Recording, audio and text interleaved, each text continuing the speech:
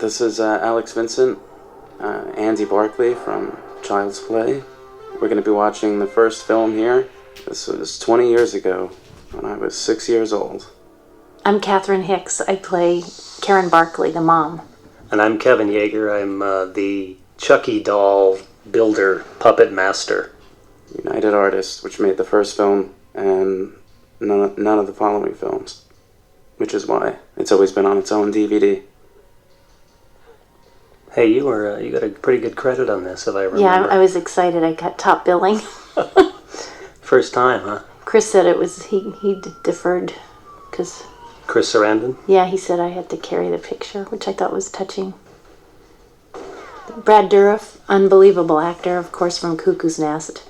Strangest thing is I've never met Brad to this date. I have never actually physically shook his hand. Yeah, we rehearsed a lot with him in Chicago. And I just used to get the sound tapes, and we would work Chucky's actions off of his voice and what he did. But I did get to see and view some videotape of you guys rehearsing. He would jump around. You know, he just was Chucky all over the place, and it helped. This is Chicago. It was freezing cold. You weren't out here at this time? No. It looks cold. It was the coldest winter in like 40 years. I came out to Chicago, which I think is where I met you. But for this next sequence, this is the toy store. We couldn't afford to build 50 Chucky dolls. So we came up with the idea to make the boxes and make the wardrobe. And we used real hair, real wardrobe. But then we ended up vacuum forming 50 Chuckies. So as you see there they are. They're not real dolls. No. The flesh, the tissue is all, that's a real doll. Didn't you have to stay in a hotel room and pack all these boxes? Yeah, we ended up putting them all together in a hotel room. That was kind of fun. See, there's my top billing. Very good, honey. We're married, by the way. Watching this first scene of this movie always kind of reminds me of the first time I saw it in the theater. When it came out, my grandfather had rented out one of the theaters in my town, 700 seats, and we had our own kind of premiere for it. And I was in a tuxedo in the front row, and we watched this movie together. I remember when my name comes up, they all started cheering, and when it was over, I waited outside the theater for about 2 hours, and people were just coming out. I was signing autographs for them. There was a big crowd around me, hanging out, and then we went out to dinner. Yeah, so we ended up building 5 hero rag dolls, we called them, and those were the dolls that just got carried around by Alex Vincent, who played Andy, and tossed around. They were used for stunts and different things. And you'll see one of them coming up here with Brad in a moment. And the rest on the shelves were all these vacuum forms. They were lightweight. They were really cheap to make. We also ended up looking at a lot of pictures of Brad because in this movie, Chucky goes from a real-looking doll with blue eyes into a human throughout the film. So we sort of studied Brad's eye color and we tried to mimic his hairline. So as Chucky became more human, his hair would recede and his eyes would become more ice blue. And Brad had these really great eyes that are really kind of just by nature cold and kind of evil looking. So we backed those up and made the doll's eyes kind of big and blue and more friendly looking, and then as he became human, they became Brad Dourif ice cold. Ashley, my sister, was Chucky at the very first time that you see Chucky in motion in the movie. So when he runs across the hallway in the upcoming scene. She was 3. I think she was just the right height. She was just the right height to do it. They had Ed Gale, who was the little person that was Chucky in some of the scenes where the whole doll's body was shown in motion. And I think they tried making an oversized set, and I don't know if they used that or not, but something wasn't right, and it wasn't the right height. So they put a wig on her and put her in Chucky's clothes, and she ran across the hall. And she could always say now she was the first Chucky. Brad's such a good actor. He's just such an instrument. There's no hesitation. He's not blocked in any way. He's just... And it's hard to pull off that... So vulnerable. Hard to pull off that voodoo stuff, isn't it? Mm-hmm. I think his eyes are vulnerable blue. Really? Which is why I think Chucky looks sometimes nice and vulnerable. They're scary. I just sort of read brown as warm, and his eyes were just sort of. He can just make them glare, and really worked well for Chucky. We made sure that none of the dolls in that sequence got blown up. None of the real ones. And I know in the original script, Don's script his original script was really dark, and the beginning took place. It was a different beginning where the soul of Charles E. Ray was in a guy in prison, convict in prison, was about ready to be executed in the electric chair, and his soul at 12 o'clock midnight or whatever would transfer it into the Chucky doll. And when Tom Holland came on board, he rewrote the whole voodoo thing into it and changed that premise. And also, I think anyway. Where was the Chucky doll at the prison when he was executed? Outside? He was next door being made. In a factory? Yeah, in a toy factory. Alex and I met for the first read-through, and I was not a real mother at the time, so I wasn't really used to being with children, and people were nervous at the first read-through that we weren't really clicking, so they immediately made Brad do acting games with us. Touchy-feely, like acting exercises, and then slowly it dawned on me we should hang out and become friends, so that this scene, when he wakes me up, it has to be mom and son who love each other. And so in Chicago we hung out, we became really good friends, and so by the time we began shooting this, I felt very comfortable, because I loved him, and we had affection and friendship. And here we go, everybody's favorite breakfast scene.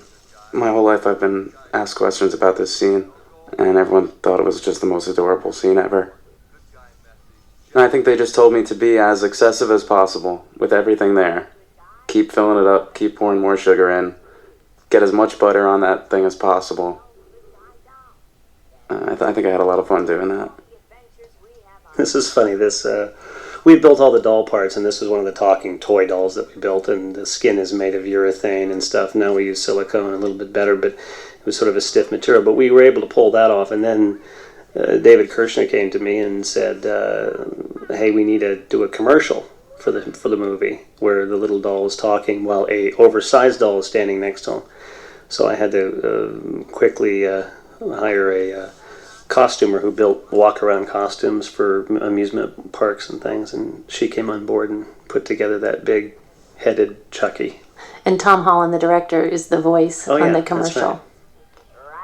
Right. I don't know, who would think that was going to be good? I think Andy was a pretty gullible kid. Okay, and here comes the cheesiest smile of the whole movie. I never smile in the whole 2 films. That's the only smile. And a couple in bed here. Alex is cute. He's so cute. Was he 6 at this time? Was he 6 years old? We would rehearse this scene during the weeks. Yeah. This is how hard you are to get up in the morning now. Yeah. I bunch up and down like this. You're late for work. Wake up! It's almost 6:30 in the morning.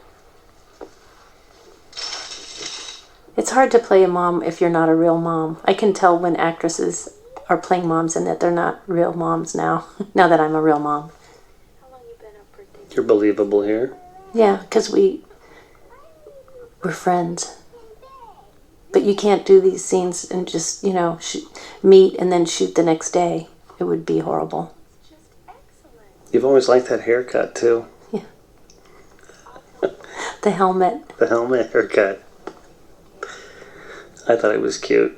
I gotta give you your super duper birthday Tommy gun. I think she really enjoyed doing this, and I think I really hated doing this scene.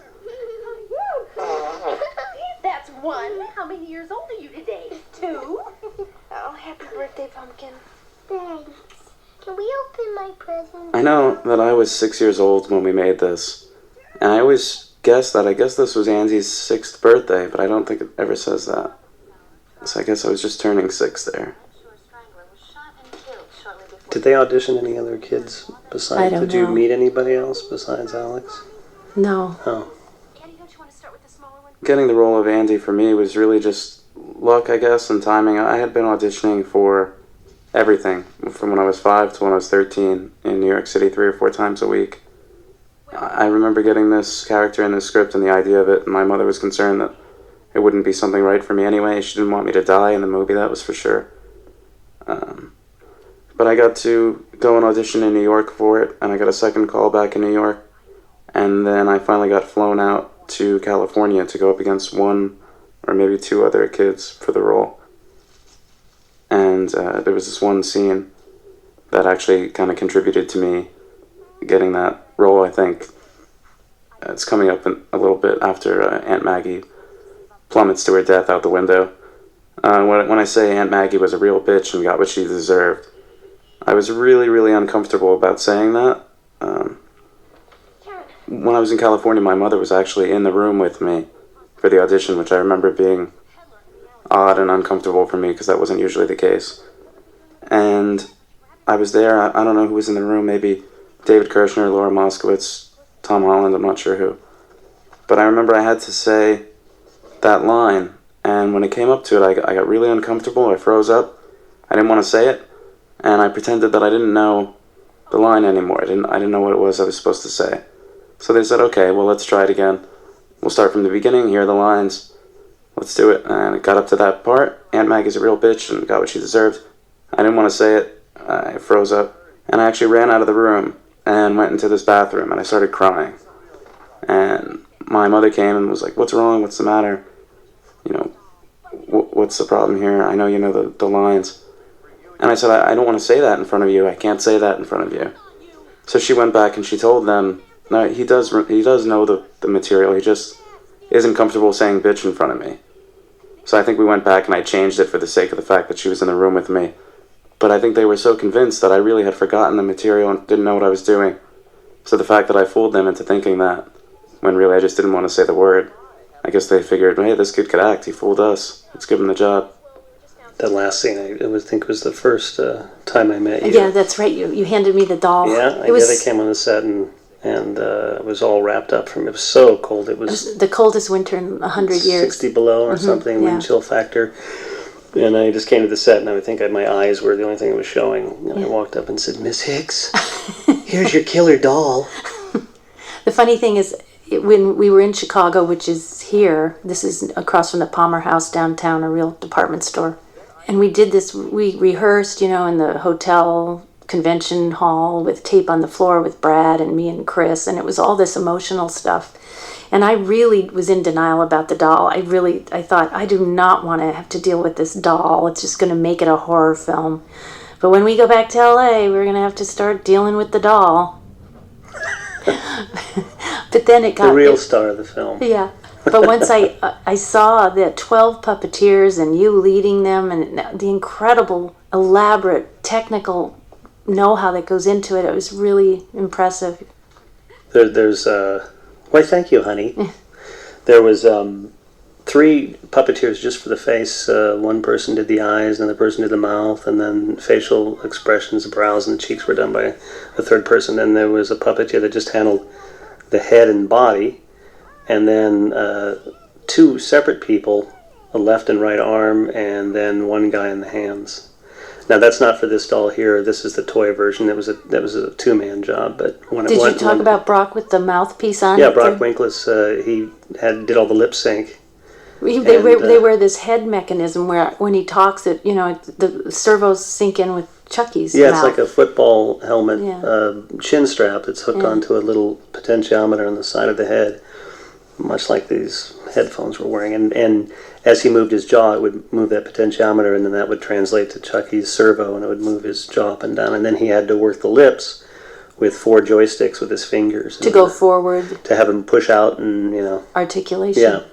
And brows and every expression. Yeah. It's amazing. Which you'll see a little later. But these were the toy version dolls here that just were simple. And at the time there was a toy out called Teddy Ruxpin, and it was a talking little teddy bear, and he worked off a videotape, and he was voice activated, so if you spoke to him, he would speak back to you, and he would ask you questions or tell a story or something.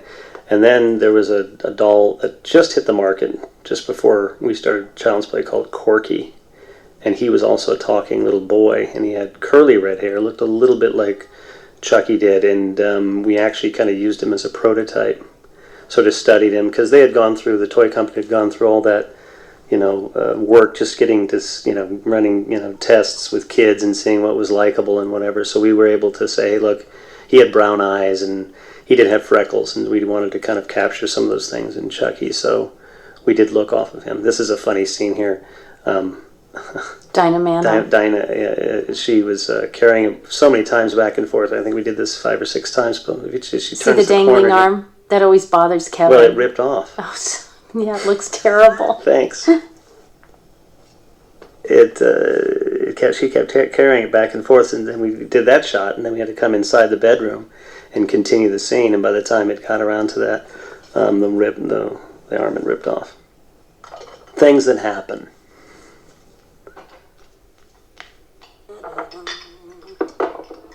We rehearsed for about, I think, 3 or 4 weeks before we actually came to set. And the floor on the set was like had a big space beneath the floorboards with like openings, right? It was like a train track where we had to raise this. This was something that we found out in a rehearsal that we just couldn't get low enough on the floor, so we ended up to have the camera not see. Yeah, the camera for the puppeteers to be all hidden below there, so the guy that would otherwise it would be near impossible to walk him around. You'll see a scene later on where he has to walk across or run across the floor. So we built the entire. It was just easy to build the entire stages up 4 feet and hide our monitors and all our puppeteers underneath there. Wow. So this entire stage, this entire apartment was built 4 feet off the ground.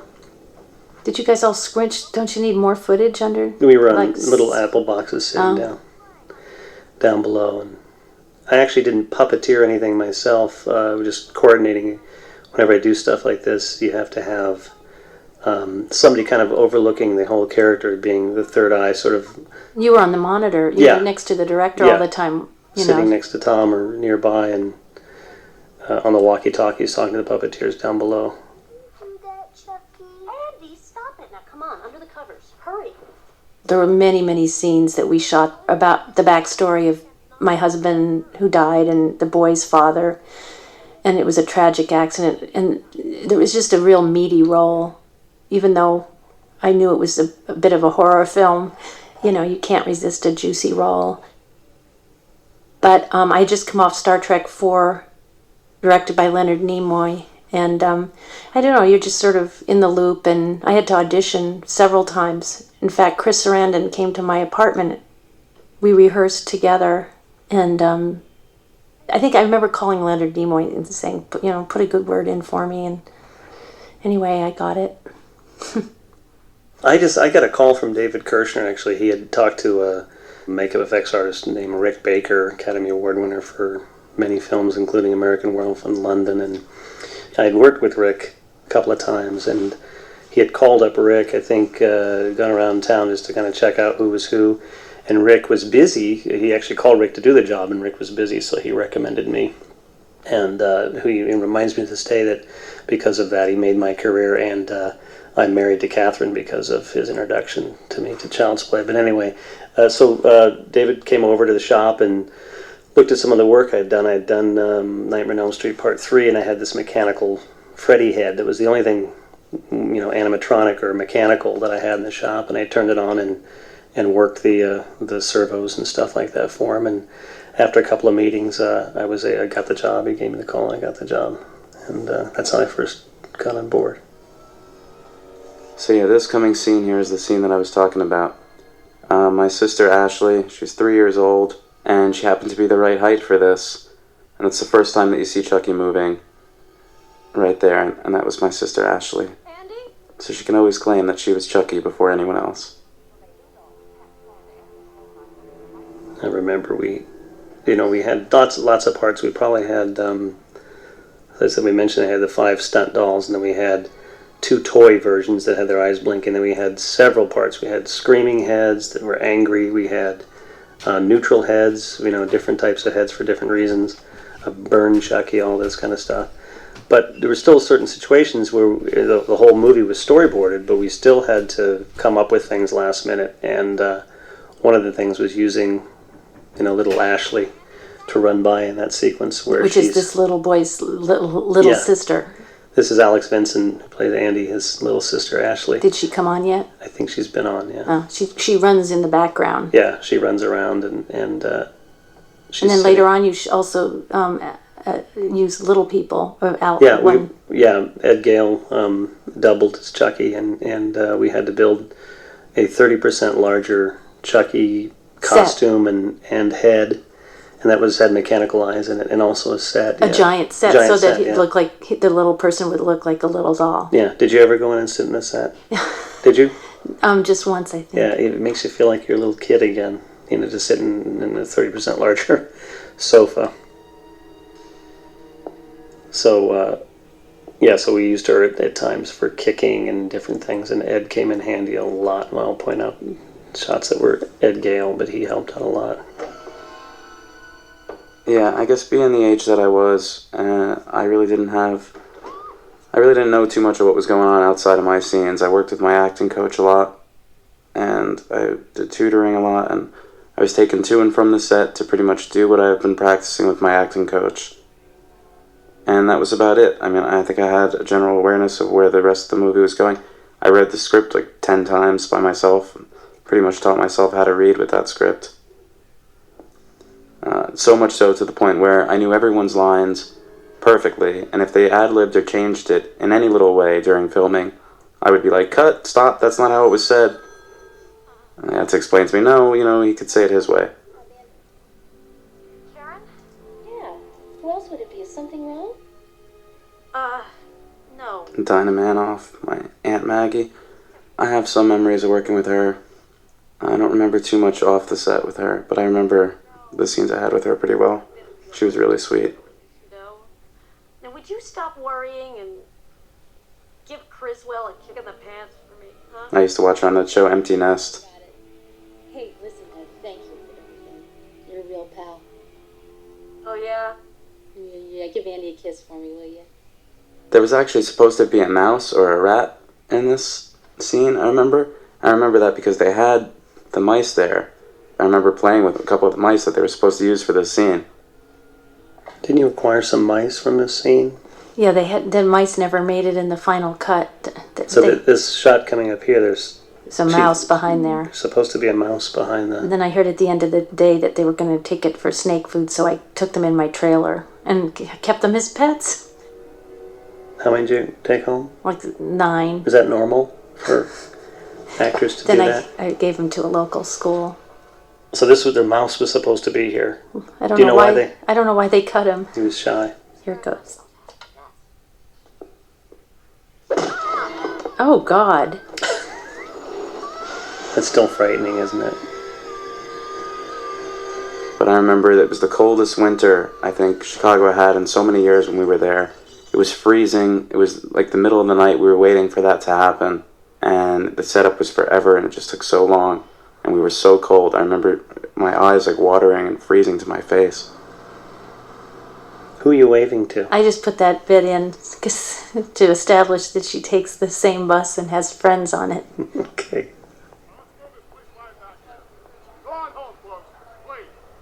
What kind of backstory did you develop for this character? A thick one. Did you? Yeah, I'd stay in my hotel room every night making up her whole background. What happened to Andy's father? Is that ever spoken about? I forget. He died. There was a scene that was cut out. It was a scene between me and Catherine talking about how, my father had died. He died a year ago or 2 years before this.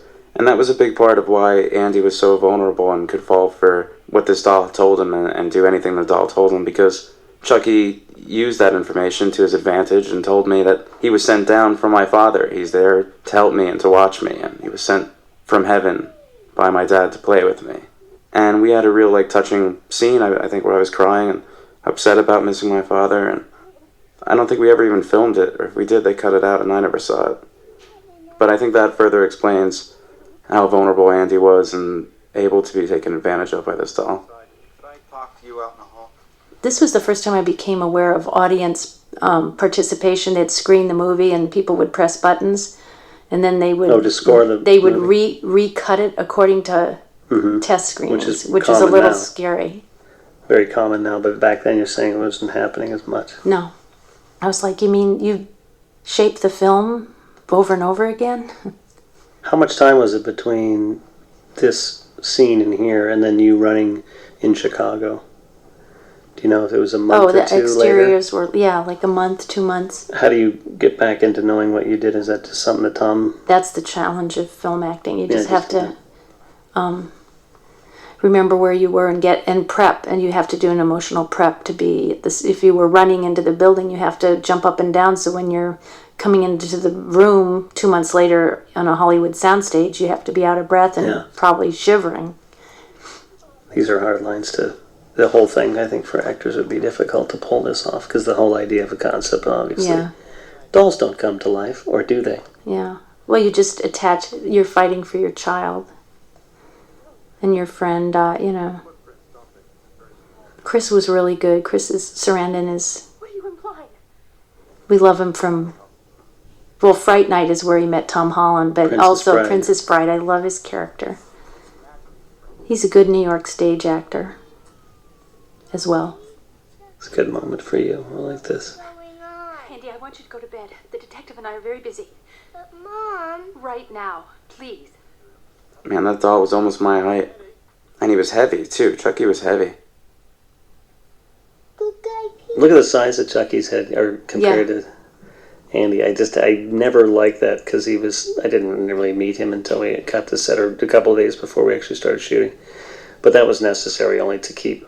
Were all the Chuckies 25. that big? Yeah, because we had to basically decide how much room we needed to make the facial expressions move. And there are 25 little servo motors, and servo motors are those things that you can find now in hobby, cars and planes and things like that move rudders and steering wheels and stuff. And so we had to figure out the smallest motors that we could use and how many we needed, and it ended up being around 25 motors. And so that we had to put that all together and figure we needed at least that much space, which made the head the size of a human's head, an adult human's head. So didn't like that, but that was just what we had to do. Now the servo motors are much smaller and things can be done. We just did a head about half the size of that on Lemony Snicket a couple of years back, but that's why his head ended up being so large. And we ended up again doing the April Ferry did all the costumes and things, but we did the shoes as well, so we had to make 30% larger shoes for Ed Gale, who doubled for Chucky and also for Andy on the bottom of his little pajamas, which is what he notices here, that he notices the little footprints of these little tiny things. And that was designed by the production design team that designed the pattern of the costumes and the bottom of the shoes, and we just built the actual pieces. Chucky. I love the way he says Chucky. Yeah. Chucky. Chucky. But Mom. I love that look she gives me. I'm familiar with that look. When you think of it, that all these adults acting these scenes about a doll that kills. There hadn't been a whole lot of... there was little things. Karen Black did a series, Trilogy of Terror series, and then one of the episodes in the 3-part piece was about a woman who goes to Africa or Tahiti or something and brings back this little doll as a gift, I think, for her mother or something, or her mother sends it to her anyway. And it's a little kind of voodoo-looking doll, and there's a little note on it that says, "Don't knock off the magical necklace, or the thing will come to life." And of course it does, and chases around her house and stuff. And we referred to that a lot when making this film, just the terror that brought to the audience. Having it hide underneath the bed. At one point, it's thrown into the oven, and she kind of semi-cooks it and stuff. And just something about something small running underneath the couch, hiding with a normal sized knife and kind of trying to slash your ankles, and cut your feet and things like that. And then the other thing that was done was a Twilight Zone episode with Telly Savalas called Talking Tina. And that was also something that we referred to a lot, because of the way that Talking Tina would say, I'm going to kill you, and things. Just very simply with a sweet voice, And there's something about that, with a toy talking to Andy, he's whispering to him. And things. Is it because toys are like trusted children's objects? Yeah, I think so. Clowns have the same effect, I think. Toys and clowns, some dolls can look very realistic, and their eyes, if they're put together well, can creep you out, just because they look real, or you imagine that they could come to life. I think that's something that anybody who's had a doll, you had dolls, didn't you ever think that they were alive? No? They didn't talk to you at night? Oh, yeah. I made them talk to me. That Maggie was a real bitch and got what she did. Whoa, what did that little kid say? That was the line I was completely uncomfortable saying. Say it, Chucky did. Andy, stop it. But I know kids have been traumatized. Yeah. My own Seventh Heaven child, David K.Yagher, wouldn't come over to our house because he thought Chucky would be around. Oh, because of this movie? Yeah, he saw it too young. A babysitter locked him and a friend in, and it just traumatized him. So it's good that this film is influencing generations of the future. We saw Magic with Anthony Hopkins. That was Recently. the puppet. Yeah, that. Remember how big Fat's head was? Fats is the ventriloquist doll in that. It has a huge head, bigger than Anthony Hopkins. Because the servos were larger in those days, even. Though he had like a lever or something. It was a simple doll. I'm sorry. But there's just something creepy when he whispers in Andy's ear. Those are conversations we're not privy to. We don't hear what he's saying, but he's just whispering him. And when he ends up telling us through Andy mentions, Chucky says this, and Chucky says there's something really creepy about that, that the doll is secretly talking to. Chucky's a good actor. He plays dead so well. He's just like... Yeah, we work on that. This kid does have a serious dinosaur obsession. They could have made Chucky a dinosaur that comes to life. The monster, look how big he is. Let me stay here and listen to my crazy kid talk to his doll. I gotta grow that bowl haircut out again. I think that worked well for me. Someone's gotta bring it back. She didn't. I've always had longer kind of hair. I should just go right for that. Oh my God. Just subtle stuff like that. Is that very Talking Tina kind of... See, Chucky's acting for my sake. And the idea was that the doll had a activation device inside of him. So when you spoke to him, he spoke back. Which is why, but then he would do certain things like turning the head, looking at the doorway and stuff.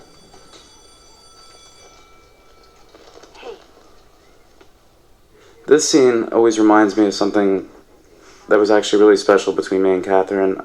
When she got this role, I don't think she had ever played a mom before in a movie. She wasn't a mom. I was like her introduction in life to being a mother. And she wasn't sure exactly how to get along with me, how to make it convincing on set and in the film, because she didn't have any experience being a mother. So we tried to spend some time together and develop a closer relationship with each other. And one of the things that happened, I'm not sure where she got this or who gave it to her, but she gave me this little, kind of like a transparent pearl stone thing that she found, or that someone gave to her. And she gave it to me, and she said that this was my magic stone, and I can hold on to it, and it'll bring me good luck, or it was something that would make me think of her. I still have that, and I always think about that when I think about Catherine. Now, where was this at? This was back in Chicago? Yeah, freezing cold. Andy's used to it, Alex, because he was... Where's he from originally? New Jersey. New Jersey, so he's used to this weather. You'd think someone would go up to Andy and say, "Hey, kid, where's your mom? What are you doing here? Look around you. I don't feel safe here. What are you doing here?" All I know is if I were sitting on a subway and I saw some little kid sitting there by himself with a doll whispering into the doll's ear, I might be a little creeped out. Back in Chicago, people could just ride the L train anywhere, really, no matter what age. As long as he had his pass with him. But he's not alone. He's got the doll. Yeah. Keep him company.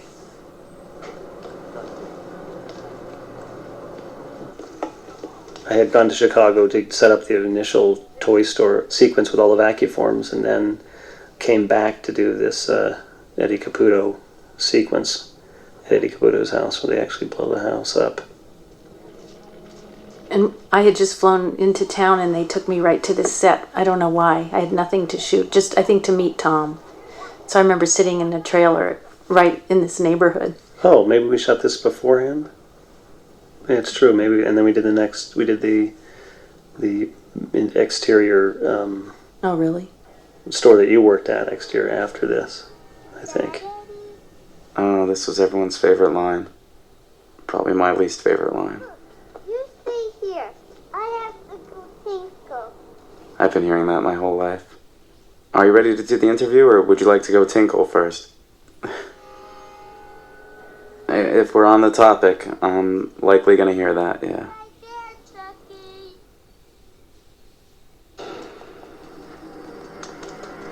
I love those kind of shots. That's steady cam. Yeah. Still, when people weren't using them that much. And this was the first puppeteering. I actually did do a little puppeteering. I take that back on this, in this sequence. This is my hand puppeteering job. Let's see if it holds up. Oh, yes. Yes, it's good. I was sitting outside, and the L train would go by about every 5 minutes or less. And it was cold out there. And then the metal for the hand was aluminum, and it would get to below freezing temperatures, and I had no gloves, and so I had to hold on to this aluminum. And then on cue, I could barely hear Tom Holland call out action, and that was the camera would find the door, and I'd push the door open, and then I'd reach around and grab the side of the door, and then Lawrence Soman, one of the puppeteers, did all this stuff here. He was also on the inside of the kitchen. That's just a rod puppet, right? That's a Rod single hand. rod hand, but it has cable fingers on it.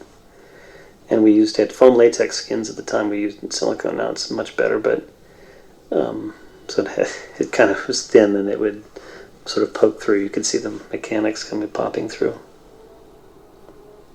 Yeah, I don't really remember too much about filming this. I remember the explosion. I remember back watching it. I remember it being cold and walking around, like all bundled up in that crazy snowsuit I had on. I believe this was the actual house, in the inside as well. It was an abandoned house. They had to find a house that was away from everything else. It was the South Side, I remember, because my mom grew up in the South Side. Oh, she did. In fact, I think this was your mother's house growing up, wasn't it? Yeah, I'm just waddling around, looking for my doll. Who hears a gunshot and runs towards it? You know, he wasn't a slick Hollywood kid. That's what's sort of cute about him. He had never acted before, Alex. He was just a New York, East Coast boy. Chucky.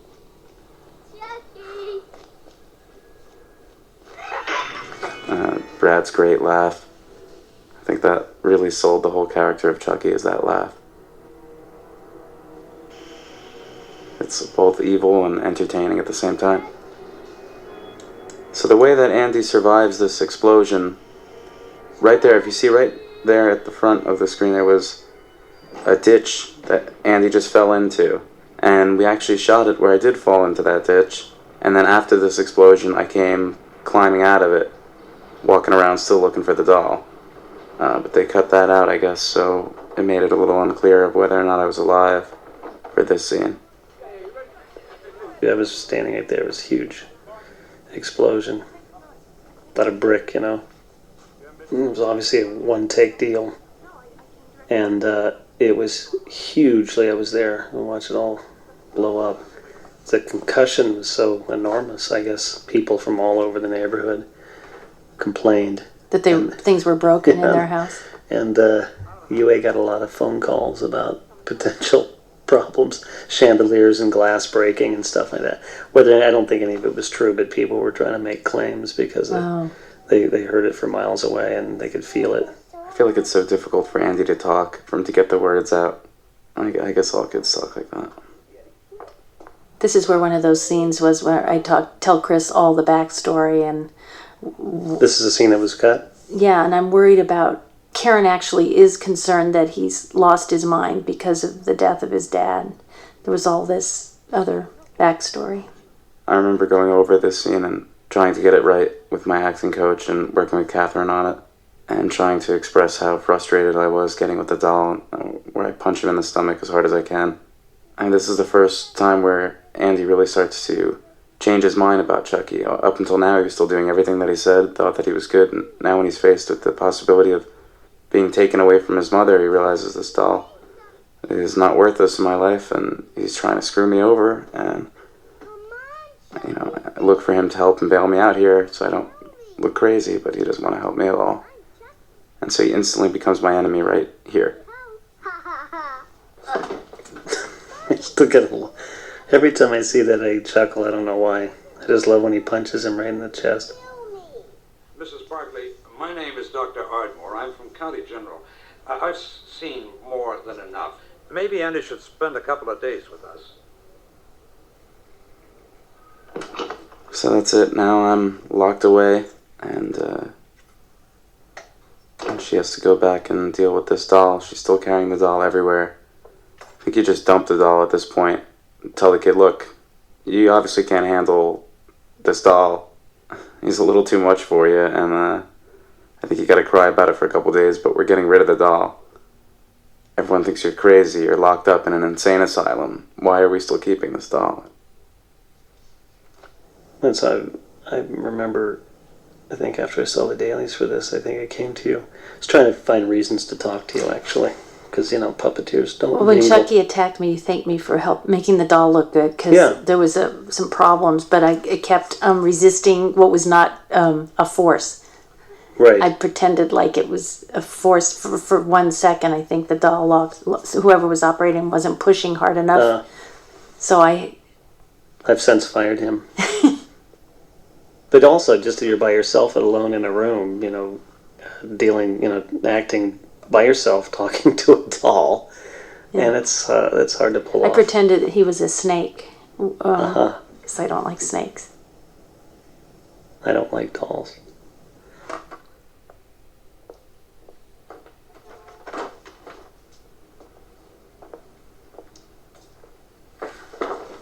When this came up, we had to build a compartment out the back. When Karen discovers that Chucky's batteries aren't in his back, Tom wanted a shot where we can flip him around and actually see that the compartment was empty. And I remember not having a whole lot of time to come up with this little compartment. We had to fit it in the back of the. Again, this is one of the toy version. It had some mechanics. Most of them were inside the head. The head spun left to right. There was a rod down and a form in the middle of the body, but most of the motors were inside the head, and that's what spun it around and moved the mouth and blinked the eyes. So I had limited room in the back, but I had to go. I think I ended up cannibalizing a toy and pulling out the compartment for this shot here. But I think it was a different color, white or something. I think I can see a chip of white there. I think I had to paint it flesh tone. Chucky, wanna play? We actually tilted the set to get him to roll underneath the couch like that. Yeah, it was an insert. And we had to build a portion of the living room floor, family room floor, and we had to tilt the whole thing at about a 45 degrees or something like that, 30 degrees or something like that, to get it to bounce and then roll underneath. I think this is really classic horror type of stuff. Peeking underneath, very primal kind of childlike, fear. Yeah. Peeking underneath a couch or in a bed is always a really scary thing. You don't know what you're going to see.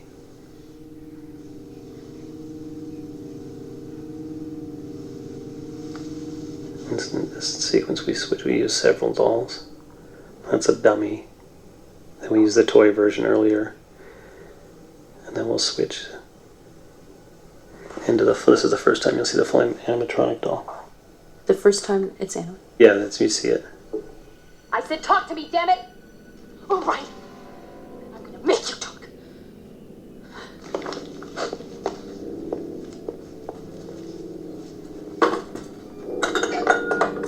coordination there.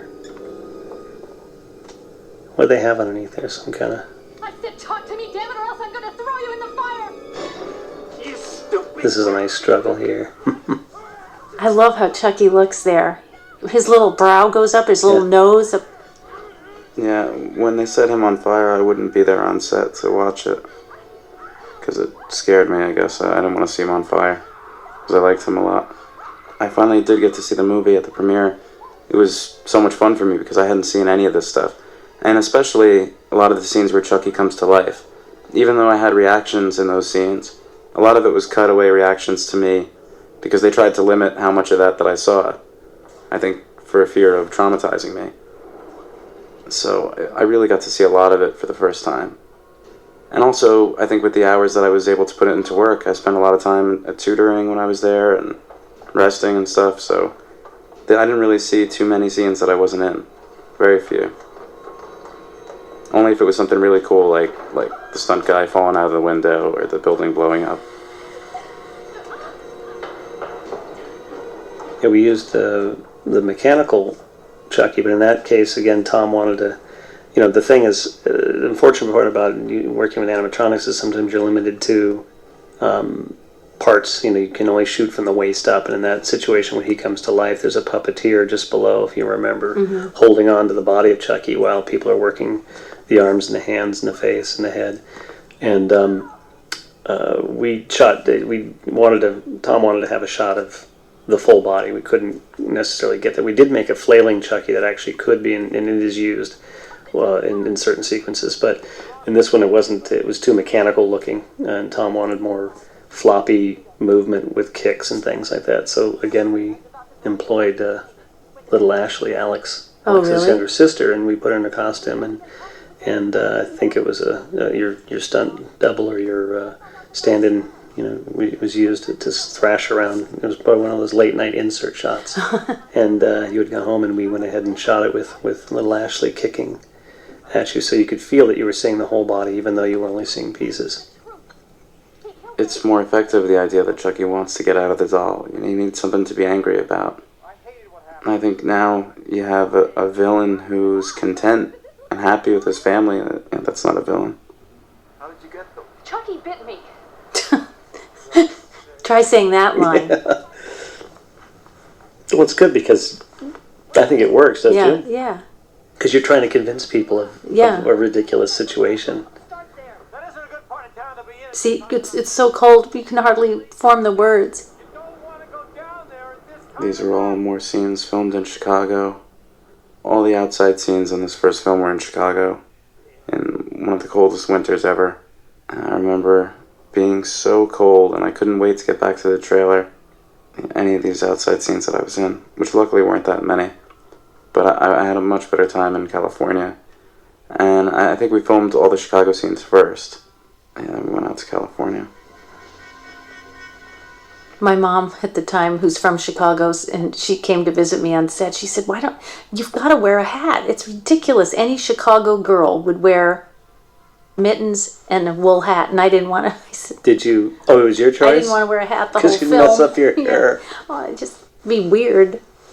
We had that hair helmet, that you had on that kept your ears warm. I always thought it was strange that I guess you must be a really driven mother to be out in the cold like this, in the worst part of town, all by yourself. Who's taking? Oh, Andy's in jail. Yeah. Would you ever do this if our daughter was in trouble?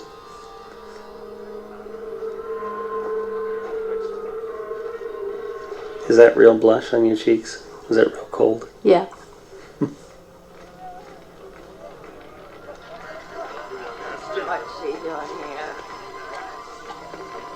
And I don't know if he was a first-time director or first time in a horror movie, I'm not sure. But John LaFia was a little more laid back. He took a different approach to it.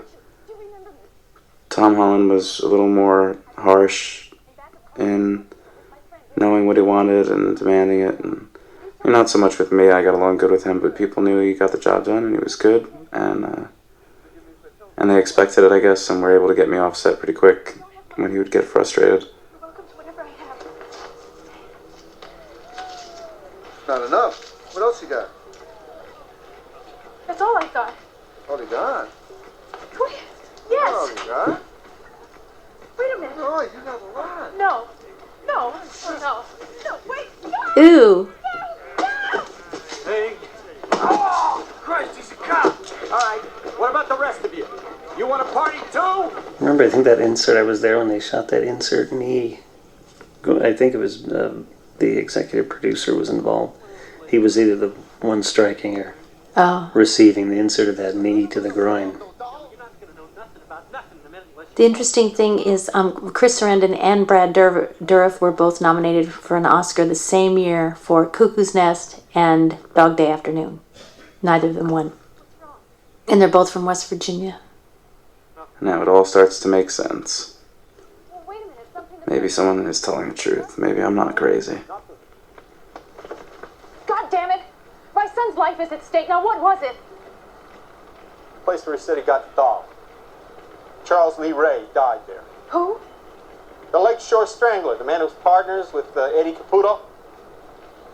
Well, hey, where you going? I know that name, Charles A. Ray, they got that from Charles Manson, Lee Harvey Oswald, and the guy that shot Martin Luther King. Oh. Ray, Something. his last name is Ray, and they put those three names together for Charles A. Ray. Why didn't you tell me? It's not exactly the kind of thing you tell someone. Come on, let me take you home. Give me some sleep. Did he say anything? Anything at all? Oh. Charles Lee Ray. Yeah, he threatened to kill me and Eddie Caputo. Those are great buildings, aren't they? Yeah. Again, what part of town is in Chicago is this? It's near the Loop. Okay. And this was set done back in Los Angeles. I remember watching you shooting this. No, maybe not this shot. But No, this was in you're Chicago. Right. That's right. This was Chicago, but there's a side angle. I think they did all the side angle coverage back in L.A. This stuff, I think, was done back in Los Angeles. Just tell me where he lived. Don't you understand any flight? There was a translate, and they do pickup shots for this scene. I remember watching. I would go down to set and try to watch some normal actors. Got tired of dealing with the puppet all the time. No, you can't do that. Oh, don't you see? You just. We do get sort of trapped in in our little world. We go back in our room and we prep for the next shot. And Yeah, I remember you had a room way at the back of the soundstage. Yeah. And we'd rehearse back there. We'd prep for the next day's work. And you really kind of feel a little isolated from the rest of the crew. You guys are off making a movie with real actors and, and you're in the props, and we're stuck in the puppet room. But I remember you snuck off one day to do Weird Al Yankovic's in the fat suit. oh yeah, I'm fat. Yeah. I'd go in the morning and check in, would see where the doll was, what was happening, and the guys would be resting and taking a break. And I would run down, and the 2 stages down at Laird Studios, they were shooting Fat. And you did the fat suit. Yeah, and I did the makeup, so I was bouncing back and forth for a couple of days. We shot that with Weird Al then. Now this sequence, they did many parts too. They went out in Chicago while we were there, and they did all the footage, the exterior footage of the car driving. And then this again was in Chicago. But once we get inside the car, we're back in Los Angeles. And all this stuff here was a poor man's process, where they use a projection from behind, Chris's head, side angles. They'd move the car around from whatever angle they needed to do. And then the puppeteers were back behind, and this car was you could take apart and put back together. Take off sides to take down off the floor, the roof, or whatever you needed to do. I think Chucky looks so cute in this sequence. His little eyes, his little face, his little mouth. He's supposed to be terrifying. I know, he's just so cute. That looks like a real hand. That was a real hand. That was Chris's hand. Oh. This cut together really well, though, between the shots. Ed did a great job editing this sequence. Ed who? The editor. that's a frightening thing for a man, to take a blade right between the legs and come out unscathed.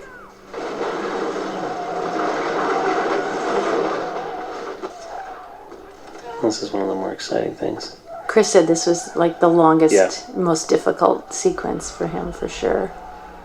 I think it took us, believe it or not, a week and a half to 2 weeks to shoot it. Yeah, we had the puppet, we had the insert hands, we had Chris's stuff here doing all this stuff with the sparks. There was special effects going on. Oh my God! Certainly a lot of lighting. Poor man's process deals with revolving light. Then there was that shot where the camera had to spin around to simulate him spinning around with the background spinning. And then it came to rest and we had to continue. This is a fun little cat and mouse thing with Chucky. We used several different parts. Again, this is up off the floor, so the car is upside down for shots like that, so we could actually be underneath the floor. And we used, that was a combination of Bunraku kind of style puppet, which was basically rods hooked on from the puppeteer's own feet to Chucky's feet, and then we used for waist up shots or knee from the knee up kind of shots we shot from underneath the floor with the doll, and then I don't know if Ashley was used in that or not, Alex Vincent's sister again or not, but I think most of it was all puppet, if not all of it was puppet stuff. This was an insert hand that came in and grabbed the knife, and then we popped in with the puppet himself. And the funny thing is, you don't realize you have to kind of get everything into position, and you have to light that doll so his eyes will pop. Yeah. And you have to back it out slowly, hold position until you hear action, until when your cue comes in, you have to hit that spot every time, otherwise he'll fall out of light or something,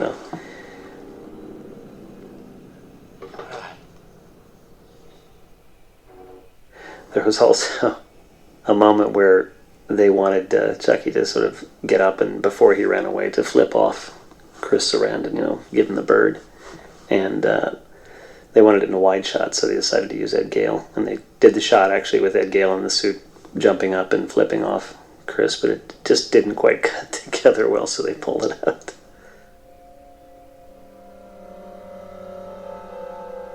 This is our voodoo doctor, right?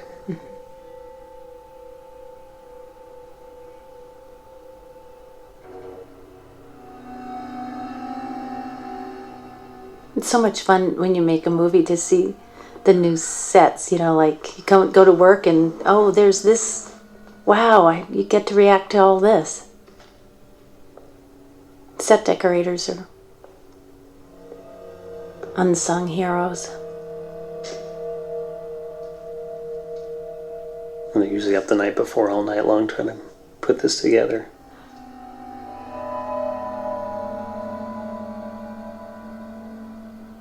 Dembala.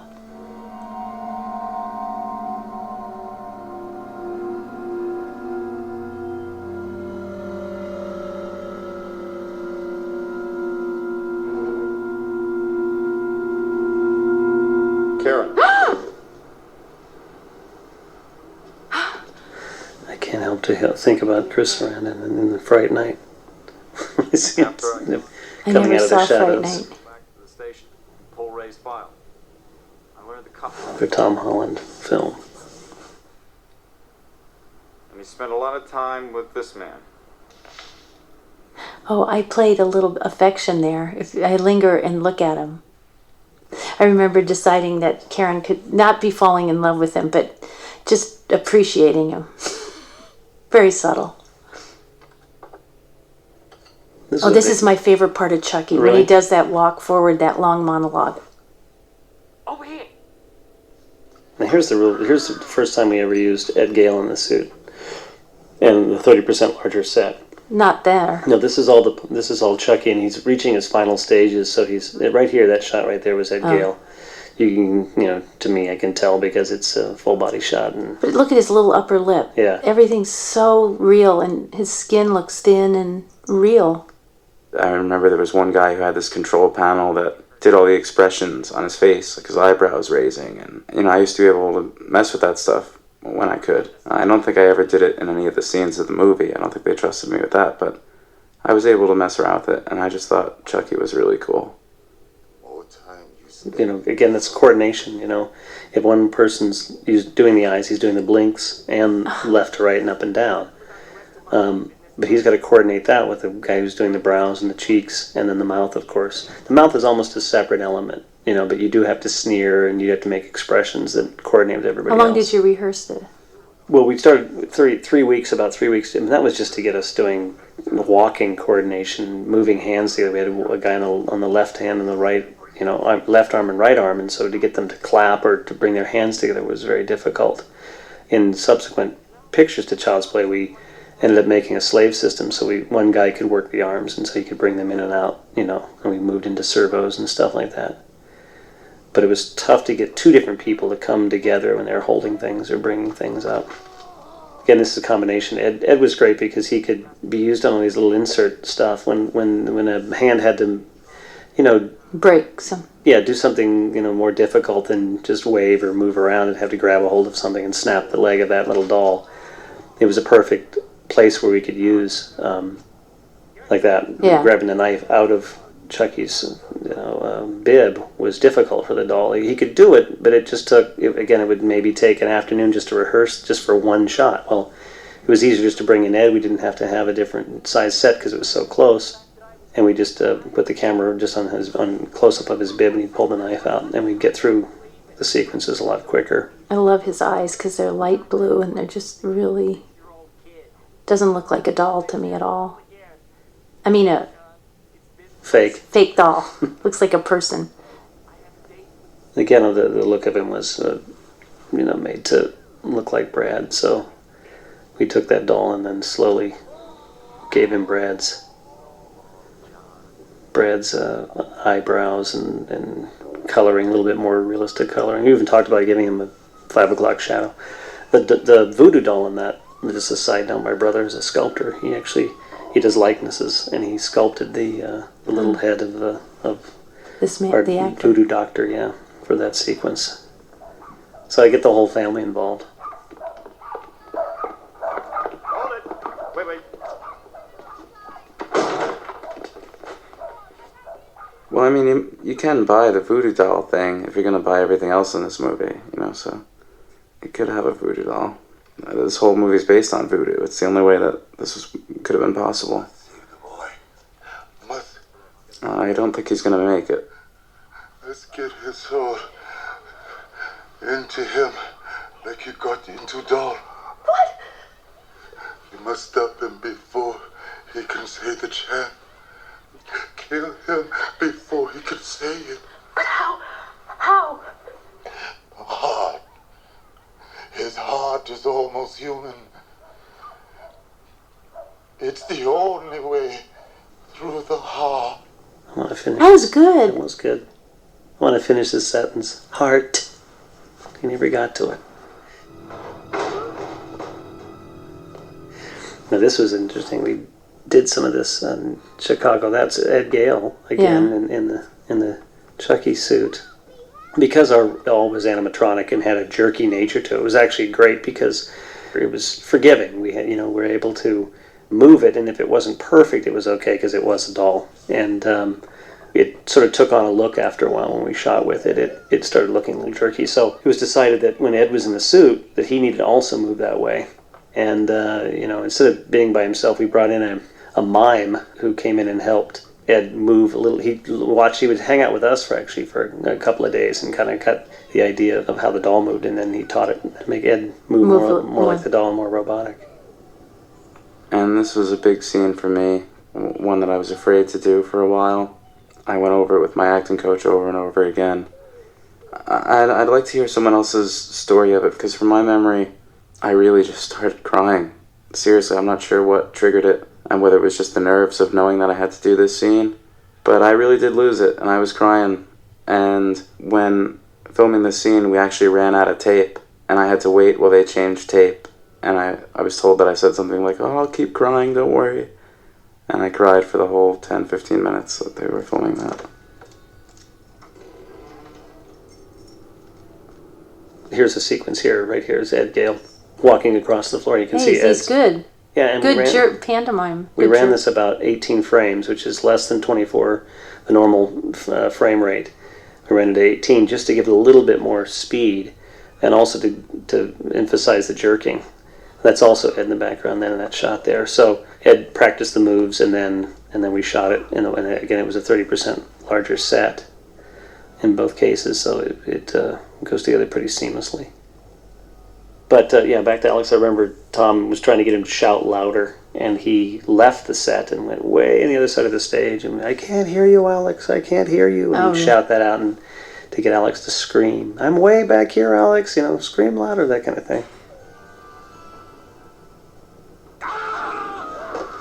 And that particular shot, we had again a combination. It was our fully animatronic doll with legs on a boom arm that was mounted behind two glass cases, and the slot where he jumped down, was in between the cases. There was about a 6-inch gap, and that's where we dropped him down. So it's just on basically a teeter-totter, and we just had him fall down and lowered him down that way.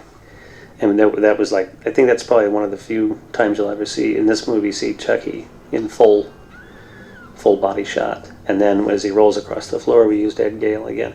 And sometimes we had larger sets made, and sometimes we didn't. 30% larger sets for Ed. There's a shot coming up that was probably my least favorite in the movie where we had to use Ed. But actually, Ed, it sounds like we're talking about him a lot. It wasn't, not that many shots were. No, but they're just little bits and pieces that were needed to fill the gap. Most, 98% of it maybe, was our mechanical doll. Like here, that's our mechanical arm stabbing, our doctor. But this is Ed's feet running in and out. Yeah. And we had to use that because they needed to see that. Tom wanted to see the full body, again, the leg shot. And to get that we just didn't have that ability to move the doll in like that at that time. And then, so he'd had Ed come in. The only problem was that Ed's feet were bigger than proportionately to him than the dolls were to the doll's body. Right. So they came off a little large, and that always bothered me when we made that film. That poor actor had to deal with all that. How did they do the browning? So just cut away and add more makeup. But they put blood drops in his eyes to give him that blood look. This was a real insane asylum we shot in outside Chicago, I remember. It was creepy. Was it empty or still in use? I think it was abandoned, but it felt haunted. Or just sad. Very sad. There was another scene here that was taken out. I'm not sure if it was at this part or before this, but apparently Andy developed some little relationship with this girl that was in here, and I think I had some dialogue with her, which is how she knew where I was. I don't have some memory of that. I know the little girl said that Chucky was here and that he was looking for Andy. Well, where would Andy go? He'd go home. I always told him to go there if he was in trouble. Does he have a key? Under the mat. Come on, we don't have this time.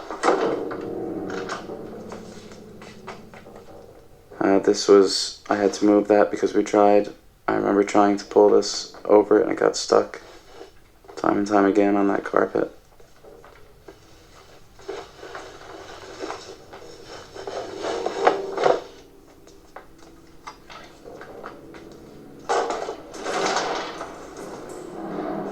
This is everyone's favorite scene here. Child left their doll in the elevator. Now leave it alone. Whoever left it there will come back looking for it. Everyone loves this line. There was another scene cut out of this. I don't think we ever filmed it, but it was an original idea. When I go and hide in the closet. When I come in this room here and I look around, do a complete 360 and a 180 and run into the closet. A couple of the things that I find in here were going to be used to my advantage as a weapon against Chucky. And one of them was this remote control car. This red remote control car. And I don't remember if I was supposed to tie a knife to it or something. But I did something and then I was going to wheel it on after Chucky, but they never did that. But there's the remote control car. That was originally in the plan for that.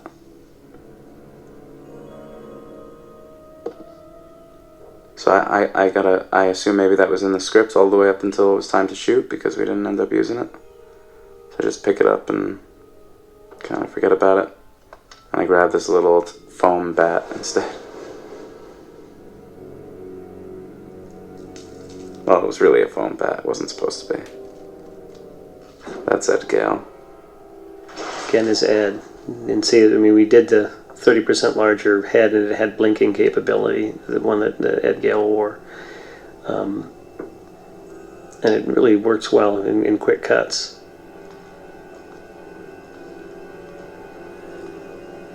And this again is Ed Gale.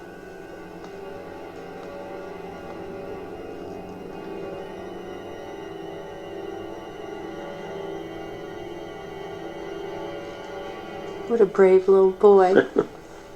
I think they were all planned falls to try to get Chucky to come closer to me, so I didn't just take off, and he would, I was a lot faster than he was, so I had to fall a couple times for him to catch up, I guess.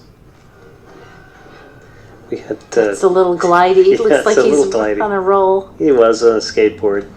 Now we had, it's funny because that was, whenever you see Chucky running down the hall, waist up or knees up, he had a, Chucky had, we basically called it the Chucky train. It was Chucky at the very end, and then as you came back from there, there were 5 or 6 puppeteers mounted to this train, and then the camera crew. Actually, it was Al Coulter was the puppeteer doing his body, so he was laying just underneath Chucky, and then there was the camera crew, and then behind the camera crew consisted of a camera, a focus puller riding on this Chucky train.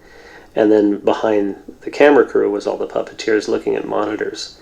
And this thing would just go down the hallway at various speeds and things like that. Amazing. And that had to be sort of built. There was a doorway dolly that we mounted everything to, and it had to be built sort of on the spot.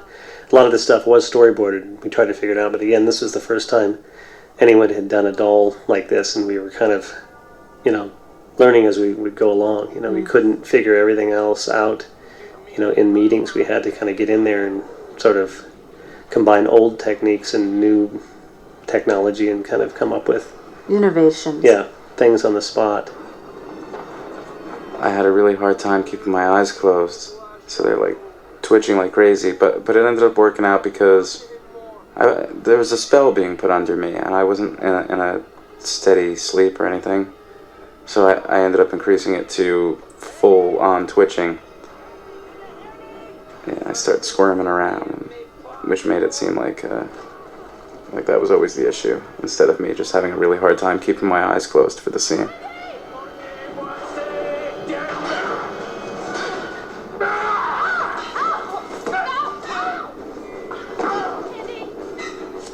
There's Ed Gale running up. Oh, that's gotta hurt. Chucky's face is so weird in that one little quick spot they show it there as he's running away. It's funny because Chris Sarandon, the cop, Mike Norris, is absolutely no help in this at all, in this scene. He gets cut, he gets knocked out, he's just laying there waiting for us to take care of everything. It's not until he finally shoots him at the end that he's of any assistance at all. And he's the big cop with a gun, I got sick of this apartment. Everything, the whole shoot was in it once we got to LA. I remember at one point we were going to do a big bunch of sequences on a roof. On the roof, yeah. But that was the changed original it. ending, yeah. The whole thing was supposed to end on the roof.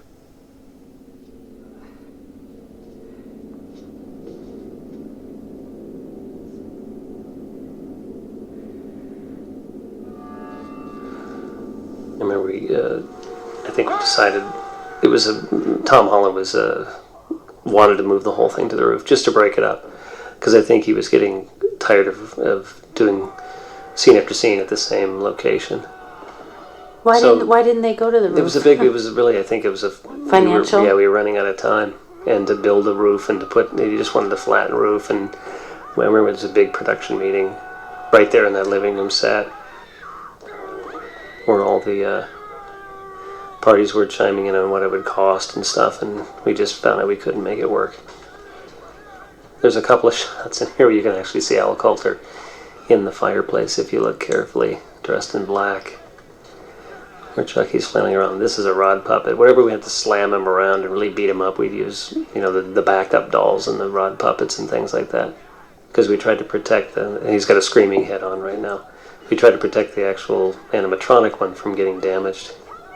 So we had to thrash right. around. That was the rod puppet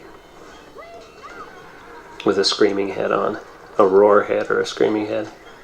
And this was a great scene. This was, I remember Tom Holland really well in this scene because there was a certain way he wanted me to say this line. And we tried it a couple times, and then I finally got it just the way he wanted it. This is the end, friend. And I remember after that he picked me up and he was like, threw me up in the air and was like, you did it, you did it. I remember that really well. Now that was actually Ed Gale on fire. I didn't want to see that. I didn't want to be there for that. Because he was a friend and I didn't want to see him burn to death in some horrible Hollywood misfortune. So I wouldn't stay there for that. So those are just flames that I'm watching, but Ed wasn't on fire in front of my face. Again, we're back to the rod puppet in there, but No, a charcoal puppet. and then a charcoal. Then we went through. Then we had a whole burn puppet just to deal with the different look. I had a whole nother head just for the burn. Didn't you? Wasn't it your idea you wanted to have one eye open at the end in the charcoal head? Something about the eye. Well, one untouched eye. There was I mean, believe he's got one eye burnt out. You wanted that look. Yeah, just had the one starry looking eye. But it was a separate head. You know, each stage, we didn't use the same doll because you never know when you're done shooting one sequence, you may have to go back and reshoot something from another scene or a pickup shot that you may have to go back and do. So we'd have to keep everything, preserve every look. So there was lots and lots of different doll parts, and one of them was this burned Chucky, which you'll see right here.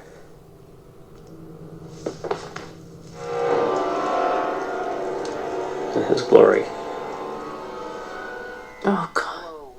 And we either used AB smoke on that, which is an ammonia-based smoke. It really stinks. But we also may have used just a tube and pumped him full of, stage smoke. Oh. An oil-based smoke.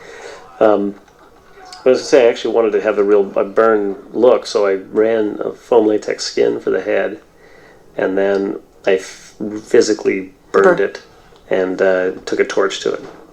And it smelled like burnt rubber, but it was effective. They did think that the burned Chucky would be too scary for me to see, though, and they tried to limit that. But I didn't think it was any scarier or anything. There's the Jack Nicholson Shining moment.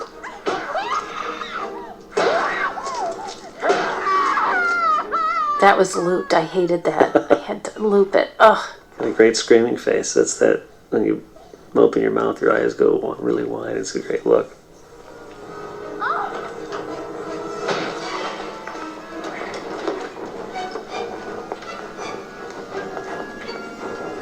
And I really like this scene a lot. I always have it.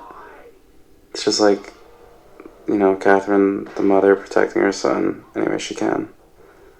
And after she shoots him 5 times or whatever and he goes down, she stays above him and she just keeps trying to shoot him. She can't shoot him enough times. The original way this was written was that Chris Sarandon's character was to come in, to wake up basically, and come in with a bat, with Chucky's bat, and basically, knock his head off with the bat. So that shot was actually cut from that. I don't think you can see it. The bat goes through frame so quickly within fractions of a second that it knocks the head off. And then Tom decided to change the ending sequence and make it just you with the gun. And they kept the shot in, actually, and then we removed that head with the bat, but you never see it. You just couldn't kill this thing. How was that thing still alive? It seems like films in the 80s that the character, the creature, and the same thing goes in this film, it just wouldn't die. Terminator had the same kind of feeling. It just kept coming back and coming back and coming back for those last minute pop scares. But they haven't shot the heart out. Yeah, I got a cop down here, multiple stab wounds with the Bruce Store. And there he is again, hurt of no help to us, looking for us to help him. The kid was right. The doll's alive.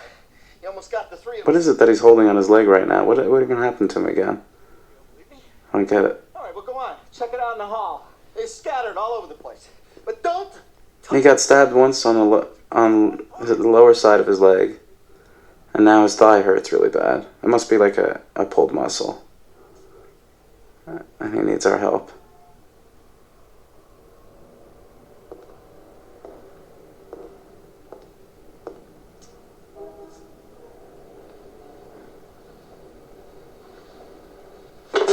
That always makes people jump. I've seen it. I remember seeing people jump so many times when he pokes the doll's head.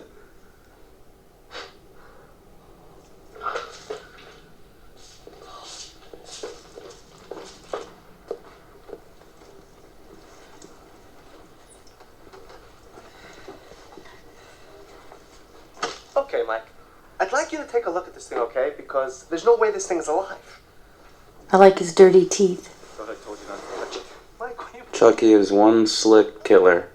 I mean, how he knew exactly where to go in the wall and knew that that was going to be effective. I don't know. But he got him.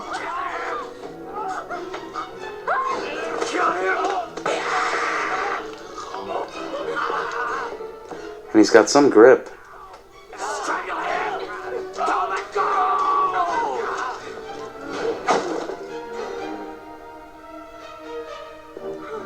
Alright, Detective Norris finally step up and help this family. Gotta give a lot of credit to Brad Dourif. I mean, if it wasn't for him, I just don't think that scenes like that would be as frightening without his screaming voice in the background. The guy's just got a rag doll. He's holding on to it, isn't it? It's a dramatic shot. We put a Chucky doll on basically a bungee cord through the wall, and when we can give him the action cue, we pulled back, basically released this bungee cord and snapped him back to the wall. But then we cut in with that with a mechanical puppet. This one last line of Chucky here. Everyone thinks that that's me at the end of it. But it's not. I always saw it as the voice box of the doll fading away. When he goes back from Brad's voice back into the toy, as he fades out, they faded the sound, and it came back to the original Chucky voice, as if the Charles Lee Ray's soul died, and that's a great moment.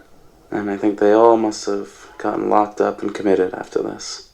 That's why we never hear from them again. And again, she goes to try to help Mike, leaves me in the room with this doll. Just to add a couple more memories to my scarred brain that will always have this in the back of my head. Andy, come on. And I really like the way that she pulls me out of the room and it freezes. Just one last image of Andy, and look back at what he had to go through with this crazy doll.